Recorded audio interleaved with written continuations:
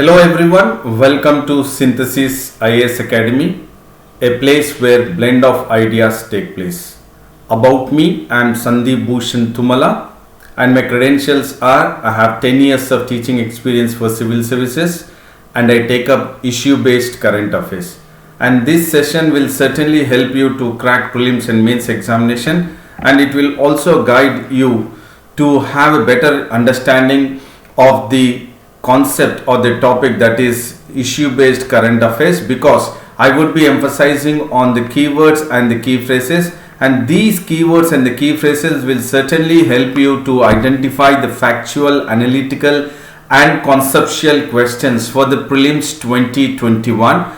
And also, while you imbibe the keywords and the key phrases which I would be taking up in the issue based topic, so that if you imbibe them or inculcate in the answer writing, that is in the mains examination, your answers would be certainly precise and concise and you will score higher marks in the mains 2020. So this session will certainly be beneficial for you, so do follow this session completely and then make sure that you will be benefited by my session that is in regards to the today's topic. So today's topic is right by birth. So when we are talking about right by birth, no doubt it is in regards to the co-parcenary property rights, that is also which is pertaining to Hindu Succession Act. So the recent Supreme Court verdict which has been pronounced in regards to the co-parcenary right, so that is in regards to the right by birth. So when we'll be focusing in regards to the topic that is issue based current affairs,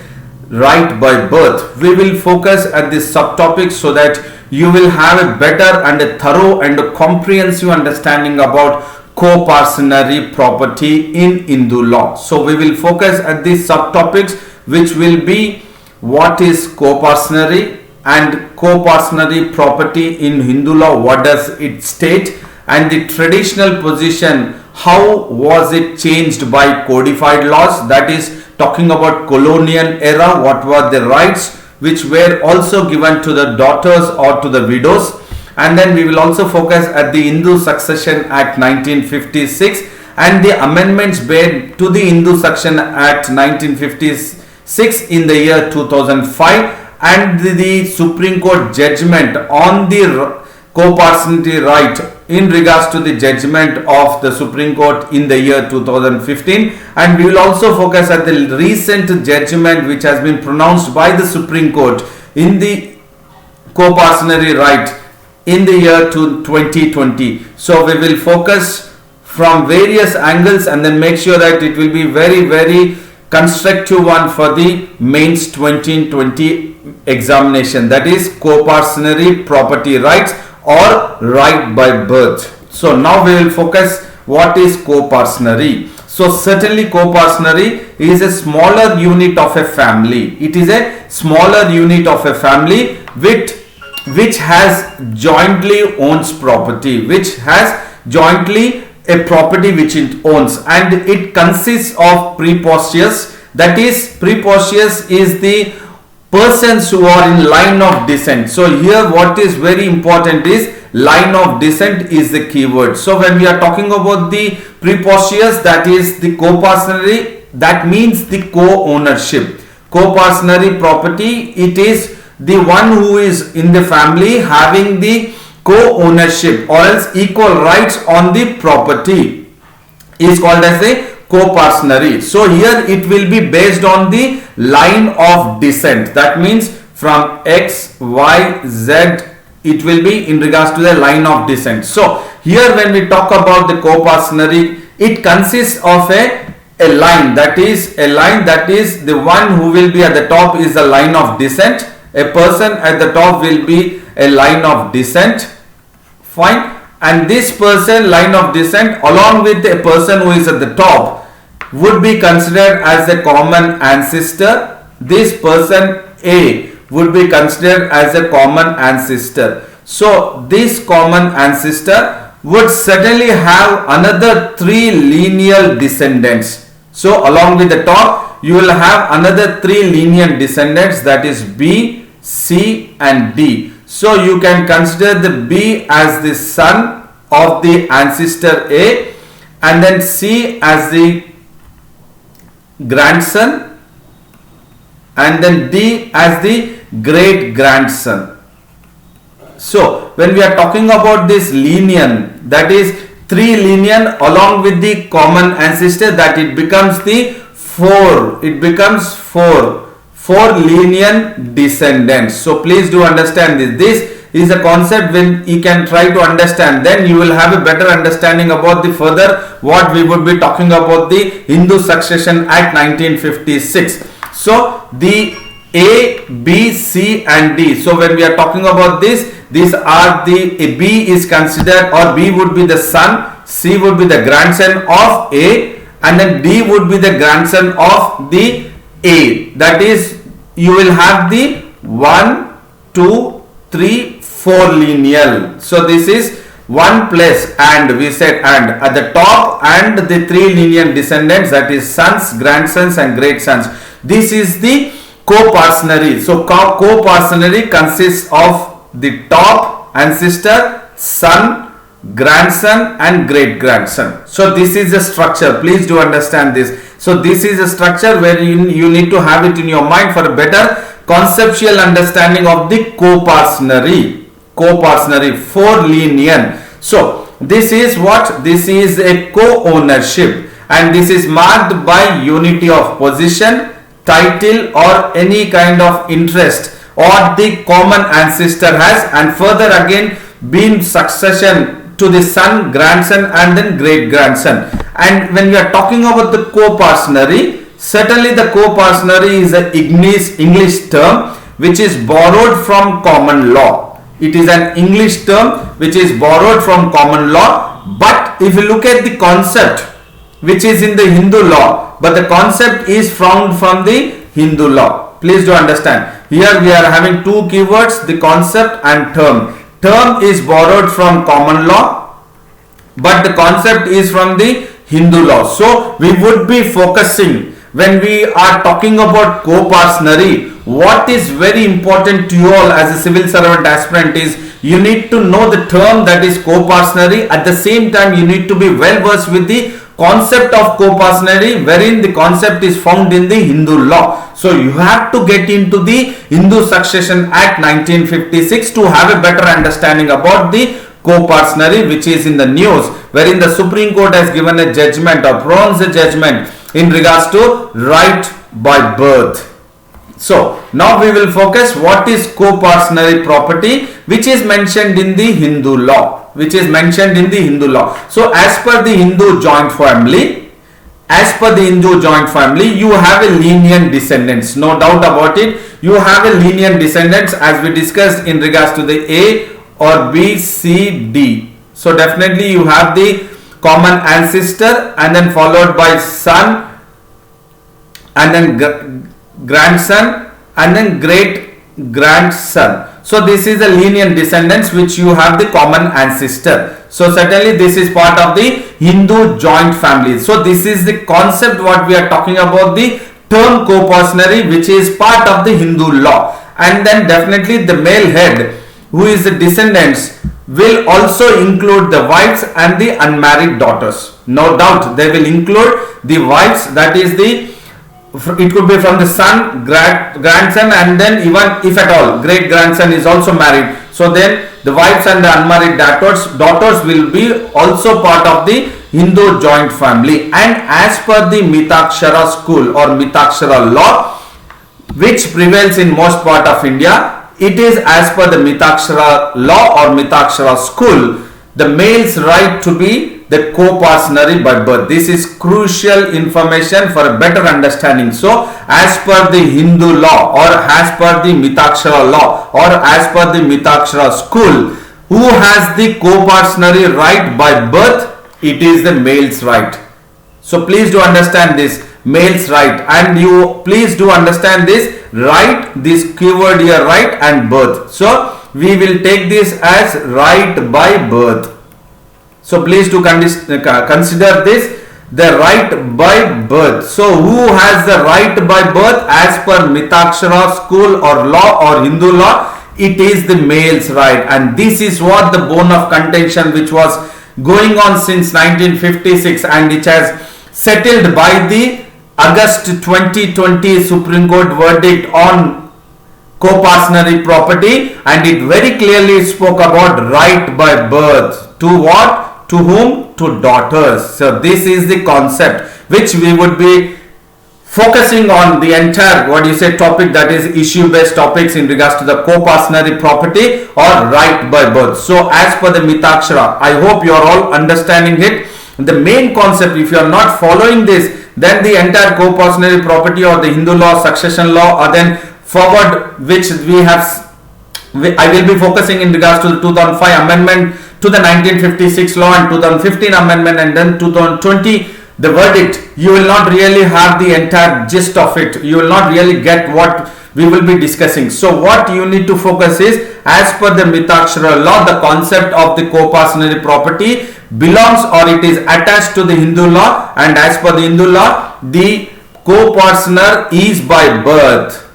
And who is having that? That is a male. That is right by birth is the male. Is the male as per Mitakshara, not daughter. But as per the Supreme Court verdicts pronounced in August 2020, the daughters also have the co-partnership property right by birth. And now the concept is again very important here, because we have focused that it is the top ancestor, and then along with the top ancestor you have the next three: son, grandson, and then great grandson. So it is 1 plus 3, 4 lineal. But if a newborn male child, if a newborn male is the fifth lineal, please do understand again, if we are talking about A and we were talking about B, C, D, that is, you have the common ancestor here, B as the son, and then C as the grandson, and then D as the great grandson. Fine. And in case you have again the E, who is the newborn male child, and then he would be what? Great grandson. He would be termed as great grandson. So he is the fifth here. Please do understand, he is the fifth lineal. So first, second, third, fourth.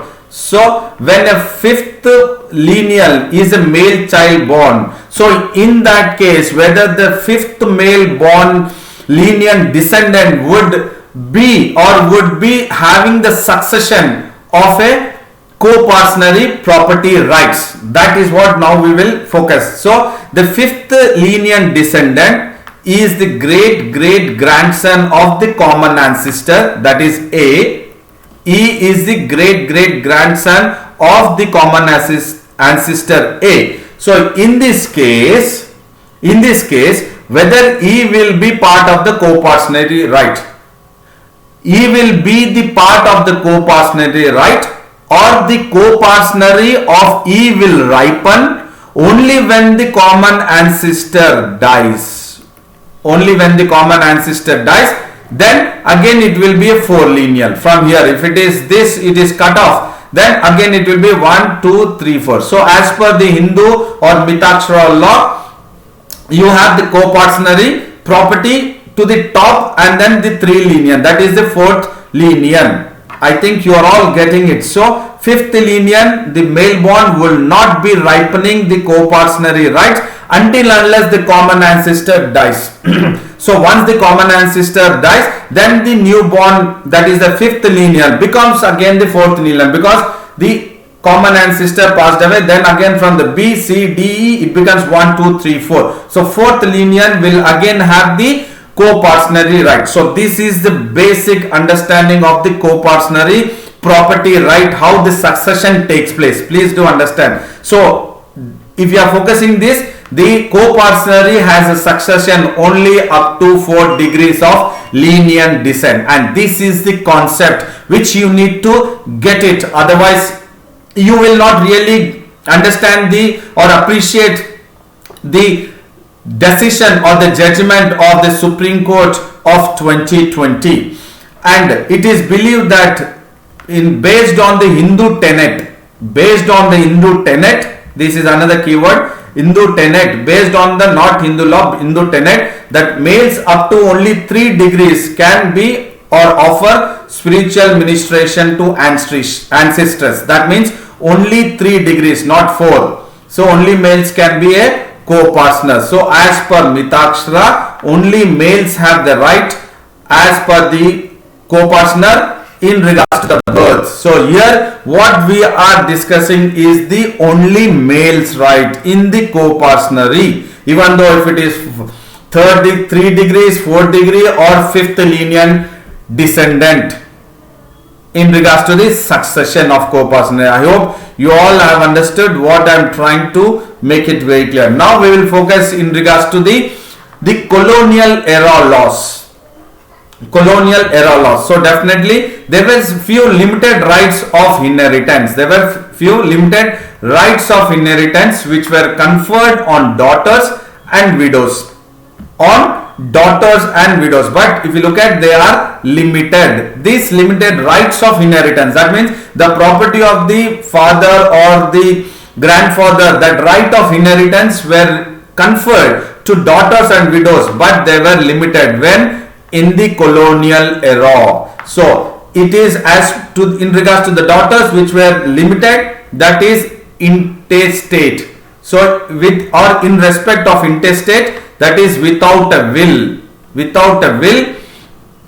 And as per Hindu Law of Inheritance Amendment Act 1929, daughters did have a limited rights of inheritance, that is without a will, not with will. Please do understand, intestate is without a will. And the widows whose right to succeed the husband's property were equated to the son in the Hindus Women Rights to Property Act 1937. So these both were denied the co-partnership status. Please do understand here, that is why it is saying that it is having a limited rights of inheritance in the colonial era laws.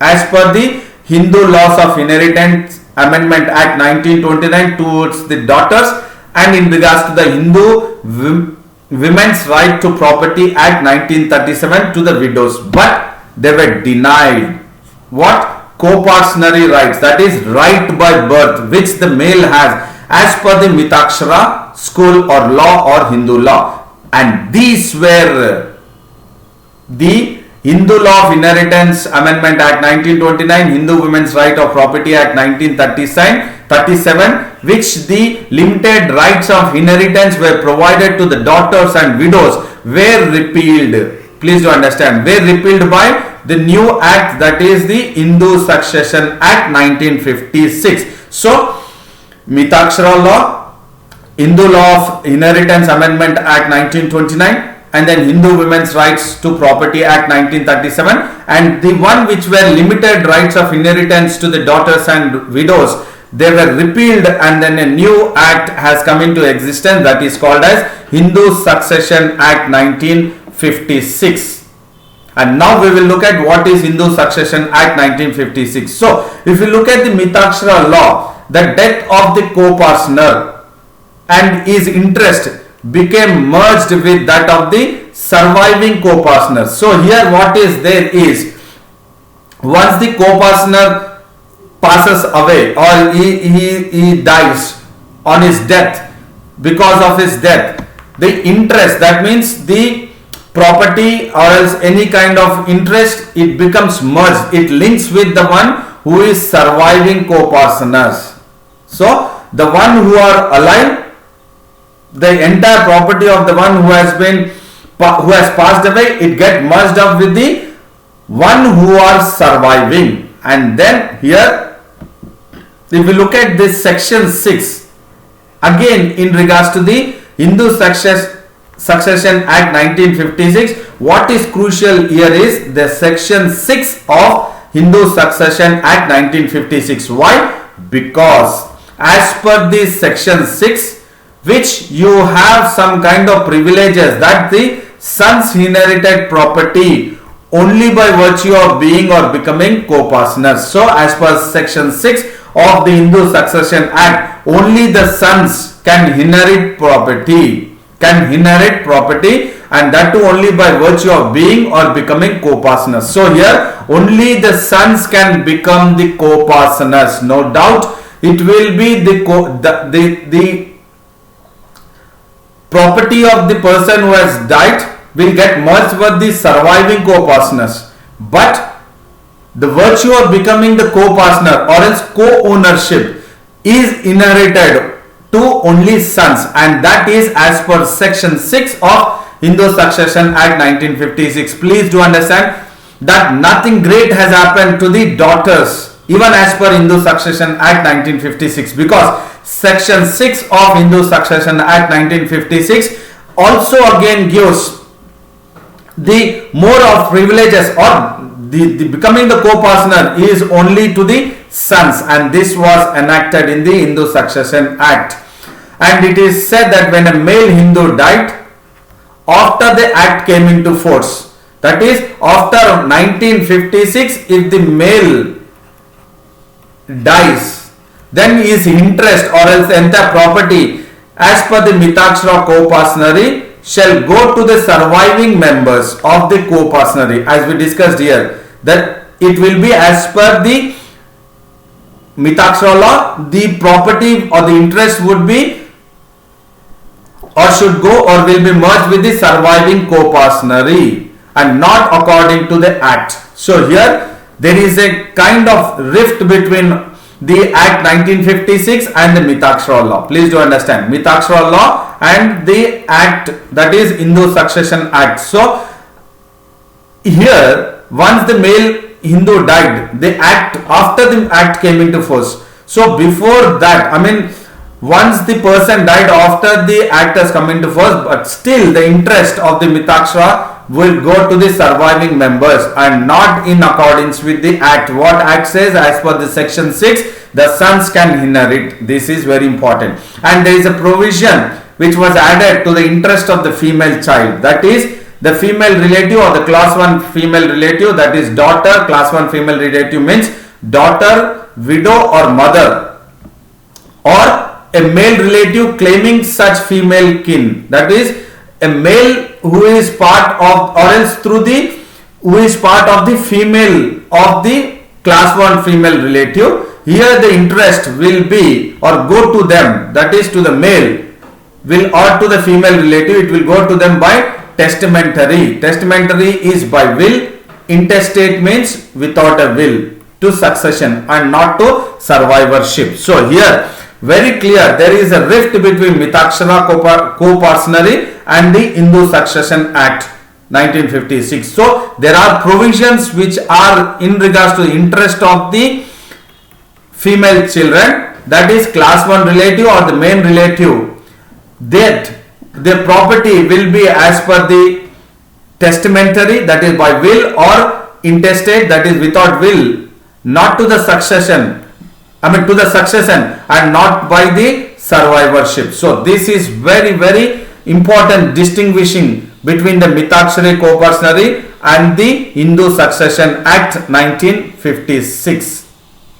Look at here. So 1956 is as per the succession and not by survivorship. Please do understand, this has got the greater importance. Through the succession only you will be, I mean the co-partnery rights would be further given or shall go to the succession but not to the survivorship. But as per the Mitakshara, it goes to the survivor members. Please do understand the difference. It is a very thin line of difference of understanding, but when you will try to understand this or have a clarity on this, then you will really get into the mode of linking the Hindu Succession Act and further amendments of 2005, 15 and 20.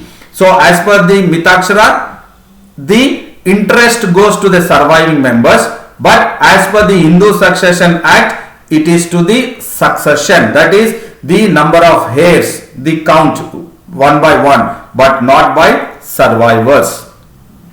And now we will focus at, there was an amendment made to the Hindu Succession Act 1956 in the year 2005. So Parliament has amended the Hindu Succession Act 1956 in the year 2005 by bringing daughters of co-partners on par with sons in Hindu joint families. So, in the year 2005, the government or else the Parliament of India has amended the Hindu Succession Act 1956, bringing daughters on par with sons in the joint Hindu family. That means the 2005 amendment gave the right to property to the daughters in a joint Hindu family during the lifetime of father. Please do understand, here again there is not full or else the entire property rights are not given to the daughters. It is given, no doubt about it, 2005 amendment, but it is only during, please do understand, this is the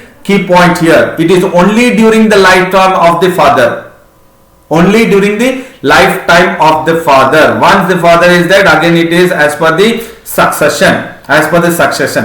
And as a matter of fact, the right of succession is not a confirmed right. Please do understand. So, the Hindu Succession Act 1956 or the amendment to the Hindu Succession Act 1956, wherein it has brought daughters on par with the sons in regards to the Hindu joint family, that they would also be part of the co-partnership rights. But here, right of succession is not a confirmed right. Please do understand this. Right of succession as per the Hindu Succession Act 1956 is not a confirmed. Why? Because it is only during the lifetime of the father, and it can be easily negated by the father or the mother by creating a will. What is will? That is intestate. Intestate is not without a will, and then testamentary is will. So, if a mother or father is going ahead with a testamentary, that is they wish to give to the daughter or not to the daughter, then it depends upon not on that the right of succession is not a confirmed right, but it can be negated. It can be easily negated. This is again a flaw. This is a flaw which I can say very confirm that this with a great grit, it was a flaw in the 2005 amendment to the Hindu Succession Act, that it is right of succession is not a confirmed right, and it can be easily negated by father or mother by creating a will, testamentary. And this 2005 amendment has changed the right could no longer be negated. So if you look at it, that it cannot be negated. That is what the 2005 amendment has brought in par with the Hindu Succession Act 1956, wherein earlier in the Hindu Succession Act 1956 easily can be negated, but as per the 2005 amendment, no longer it can be negated by the father or mother by creating a testamentary. Therefore, what is the difference between the 1956 and 2005 amendment? Here, as per the section 6 of the Hindu Succession Act 1956, that section 6 of the Hindu Succession Act 1956 was amended. So, there was amendment, that is 2005 amendment is nothing but amendment to the section 6 of the Hindu Succession Act 1956 to remove the discrimination and confer equal rights, to remove the discrimination and confer the equal rights to the daughters also. So, thereby what has happened is, it has declared that the co-partnership daughters would now become the co-partner in her own right by birth. So now the right by birth has come to existence. Right by birth of the daughters along with the sons as per the co-partner property. Same manner as the son, and the same rights the daughter would have or prevail over or have equal rights in regards to the son. But there was again that the amendment has come into force on September 9, 2005, but it contained a provision that this is not invalidated, and any disposition of property by partition or will that had taken place prior to 2004, December 20, 2004. So if there is any property or which has been disposed property by partition or by will that do not have the same kind of implication as per the 2005 amendment been made to the section 6 of the Hindu Succession Act 1956. So therefore, the prior or before December 20, 2004, the day when the amendment was introduced in the Rajya Sabha, it contained provision that it would not invalidate any disposition of property. So this was again the flaw in the 2005 amendment of the Hindu Succession Act 1956. And now we will look at what was the judgment again in the 2015 in regards to the co-partnership right. So it was in regards to the Prakash versus Phulavati in 2015. There was a judgment by Supreme Court, and these judgments had created a condition for a daughter to avail her right of being co-partner only if her father was alive on the date of this amendment. Again it is brought in 2015. So look at it. It is keeping on changing the father only when it is, the daughter can avail right of being a co-partner only when the father is alive. So earlier it was 2005 and 1956, 2005 and then 2015 also. Now it says that only when the father was alive, when the date of this amendment, that is 2015. So definitely if you look at this judgment, there is some relief, but again not much of what you say relief, or the final solution has been brought to the daughters to be part of the co-partner along with the sons in the co-partnership property or the right by birth. It is not there. It is only when the father was alive. Only when the father is alive. And if you look at the other one, that is in the same, that is Prakash and Phulavati, the Supreme Court here has dwelled into the retrospectivity. Retrospectivity in the sense, it has focused in regards to the past events or the past situations. So the judgment of the 2015 Supreme Court in regards to the case of Prakash versus Phulavati, judgment is based on the retrospectivity, that is on the past events, on the past situations.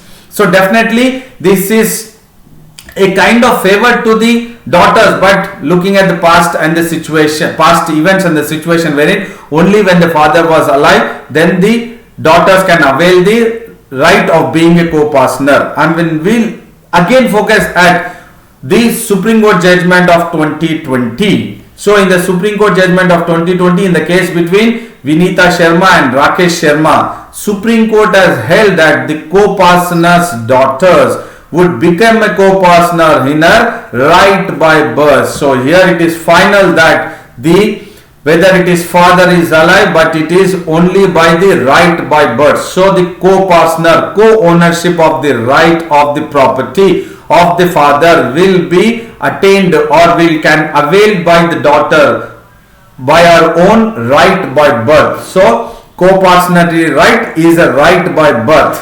Co-partner property right is right by birth to the daughters of Hindu law, as per the Hindu law. And this is a progressive pronouncement. If you look at 2015, it was a retrospectivity pronouncement or the judgment of the Supreme Court. But here it is a progressive that rectified an error which the Supreme Court has committed in the 2015 judgment.